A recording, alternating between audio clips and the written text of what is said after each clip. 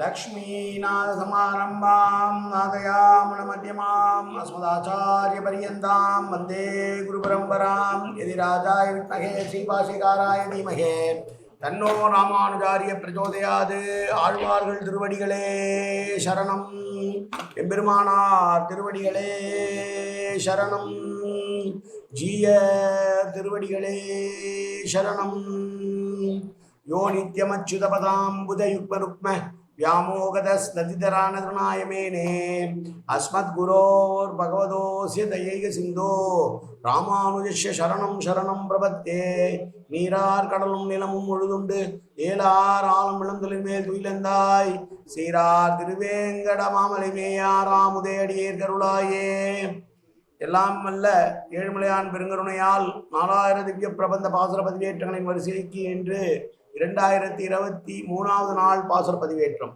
திருமங்கையாழ்வார் அருடைய பெரிய திருமொழியிலே 8ஆம் பத்திலே வரக்கூடிய 8ஆம் திருமொழியுடைய 2வது பாசுரம் 772வது பெரிய திருமொழி பாசுரம் திருக்கண்ணபுரம் பாசுரத்திலே இது 72.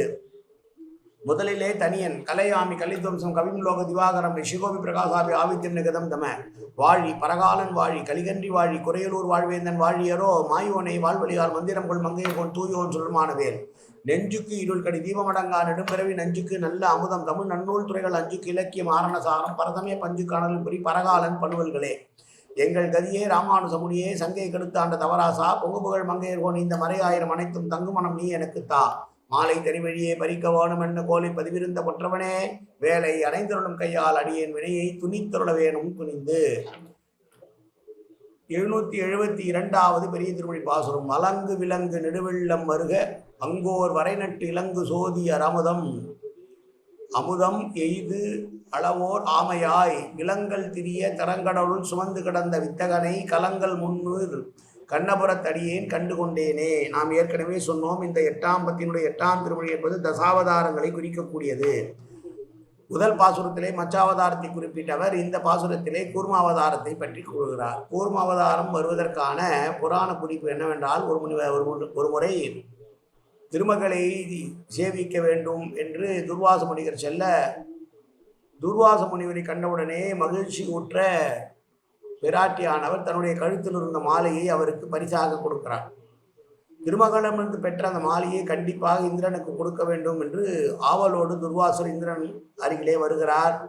அப்போது இவர் வருகிற நேரத்தில் இந்திரலோகத்திலிருந்து இந்திரன் ஐராவதி யானை மீது வெளியிலே வந்து கொண்டிருக்கிறான். கர்வம் மிக்கவனாய் இருக்கிறான். இவர் மிகவும் ஆவலோடு அந்த பூவை கொடுத்து, இது தாயாருடைய பூ, இது உனக்கு இருந்தால் தான் செல்வம் பெருகும் என்று கொடுக்க போக, அதை அவன் அலட்சியமாக தன்னுடைய யானையினுடைய துதிக்கையின் மூலமாக எடுக்க சொல்ல, யானை எப்போதுமே எந்த ஒரு பொருளை எடுத்தாலும் அதை கீழே போட்டு காலால் நசுக்கி பார்த்து உணர்ந்து கொள்ளக்கூடிய ஒரு திறமை உள்ளது. அது என்ன செய்தது, உடனே அந்த பூவை வாங்கி தலைமையில் அமர்ந்திருக்கிற இந்திரனுக்கு கொடுப்பதற்காக தன்னுடைய காலடியிலே போட்டு அதை நசுக்கியது.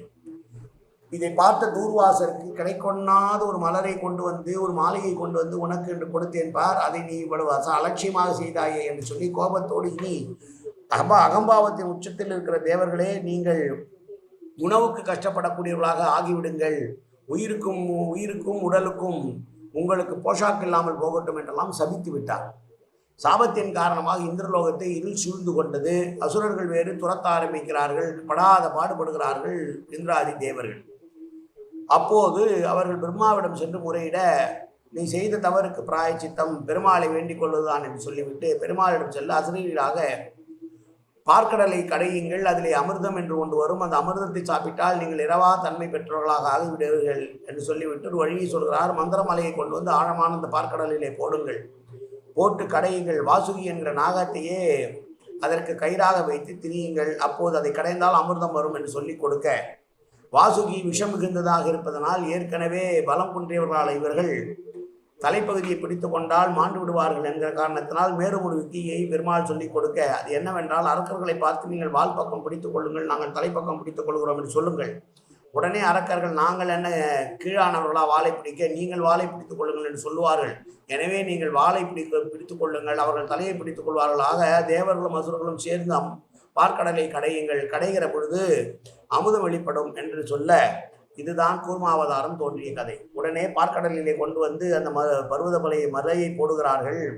மலையை போட்டால் கடலினுடைய ஆழத்தின் காரணமாக அது சரிந்து விடுகிறது. உணவே இவர்கள் கத்த பெருமாளே ஆமையாய் உருவெடுத்து தன்னுடைய முதுகின் மீது அந்த மந்திர மலையை தாங்கி கொண்டு ஒரு புறம் தன்னுடைய வாளாலேயே மேல் பக்கத்தையும் பிடித்து கொண்டு மலையினுடைய முகத்தையும் பிடித்து கொண்டு கடைவதற்கு ஏற்ப தன்னுடைய கால்களை அந்த நிலத்திலே பரப்பி கடலினுடைய ஆழத்தில் இருக்கக்கூடிய பகுதிக்கும் மலையினுடைய கடைசி பகுதிக்கும் இடையிலே தானே ஆமையாக உருவெடுத்து அமிர்தம் கிடைப்பதற்கு உரியவனாய் இருந்து அமிர்தத்தை கடைந்து எடுத்து கொடுத்தான் என்பது இந்த புராண குறிப்பு.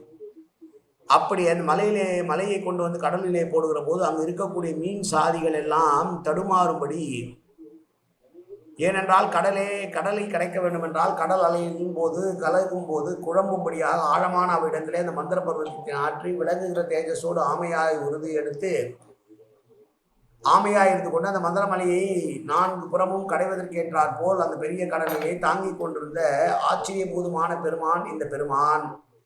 கலக்கமுடைய கடலை அணித்ததாகவுடைய திருக்கண்ணபுரத்தை அடியேன் கண்டு கொண்டேன். அப்படிப்பட்ட பெருமாள் தான் கலக்கத்தினுடைய கடல்கள் சூழ்ந்திருக்கிற இந்த பகுதி, கடற்கரைக்கு அருகிலே இருக்கிற பகுதி, இந்த பகுதியில் இருக்கக்கூடிய பெருமாளாம் நான் கண்டு கொண்டேன் என்று சொல்கிறார்.